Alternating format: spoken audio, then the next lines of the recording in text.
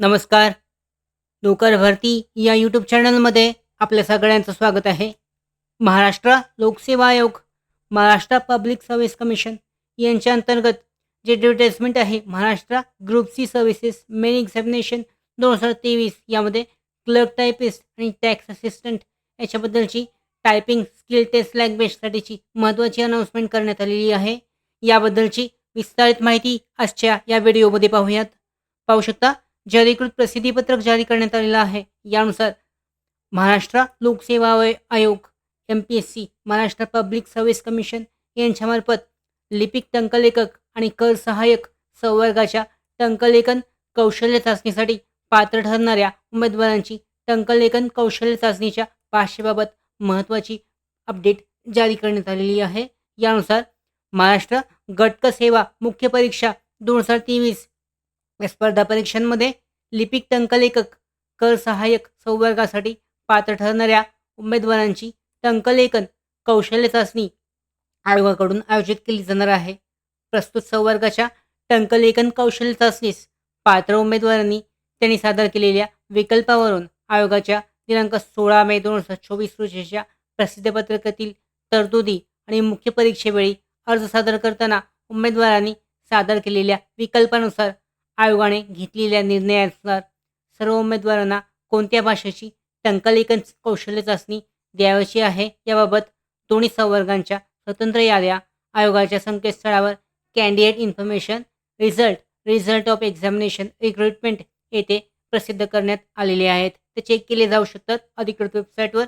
सदर याद्यांमध्ये प्रसिद्ध केल्यानुसारच उमेदवारांची टंकलेखन कौशल्य चाचणी घेतली जाईल. टंकलेखन कौशल्य चाचणीची भाषा बदलून देण्याबाबतच्या कोणत्याही विनंतीचा विचार केला जाणार नाही, याची उमेदवारांनी नोंद घेणे आवश्यक आहे. दोन्ही संवर्गांच्या टंकलेखन आणि कौशल्य चाचणीमधून सूट असलेल्या उमेदवारांच्या संवर्गनिहाय याद्यासुद्धा वरील ठिकाणी प्रसिद्ध करण्यात आलेल्या आहेत. ते चेक केले जाऊ शकतात. यामध्ये लिपिक टंकलेखक संवर्गाच्या टंकलेखन कौशल्य चाचणीस पात्र ठरलेल्या दिव्यांग, माजी सैनिक, अनाथ, प्रकल्पग्रस्त, भूकंपग्रस्त, पदवीधर, अंशकालीन कर्मचारी प्रवर्गातून अर्ज करण्यास पात्र असलेल्या उमेदवारांना शासनाच्या धोरणानुसार टंकलेखन कौशल्य चाचणीत सूट असल्यामुळे सदर वर्गातून आरक्षणाचा दावा करणाऱ्या उमेदवारांनी टंकलेखन कौशल्य चाचणी देण्याची आवश्यकता नाही. तसेच त्यांना आयोगाकडून टंकलेखन चाचणीसाठी प्रवेश प्रमाणपत्र निर्गमित सुद्धा केले जाणार नाही. यानुसार कर सहाय्यक संवर्गाच्या टंकलेखन कौशल्य चाचणीस पात्र ठरलेल्या दिव्यांग, माजी सैनिक, अनाथ प्रवर्गातून अर्ज करण्यास पात्र असलेल्या उमेदवारांसाठी सुद्धा सेम प्रोसेस असणार आहे.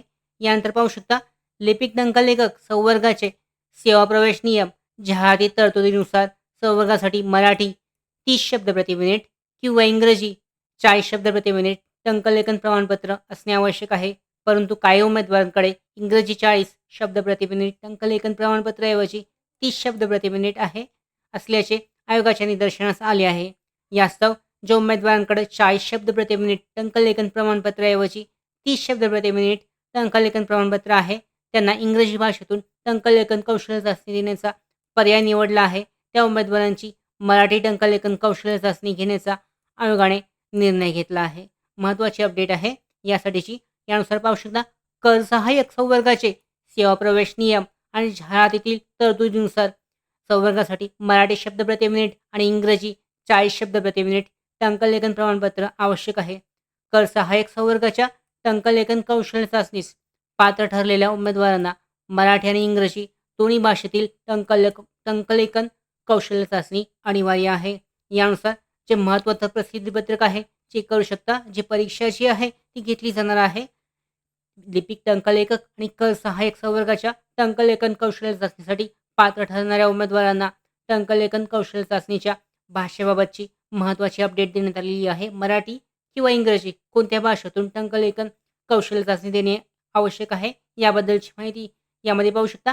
Candidate information, result of examination आणि रिक्रुटमेंट या सेक्शनमध्ये ती इन्फॉर्मेशन देण्यात आलेली आहे.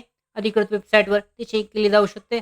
इथे पाहू शकता, तो ऑप्शन देण्यात आलेला आहे कॅन्डिडेट इन्फॉर्मेशनमध्ये. त्यानंतर याच्यानंतर पुढचा ऑप्शन आहे रिझल्ट्समध्ये गेल्यानंतर जो ऑप्शन आहे याच्यामध्ये चेक केला जाऊ शकतो.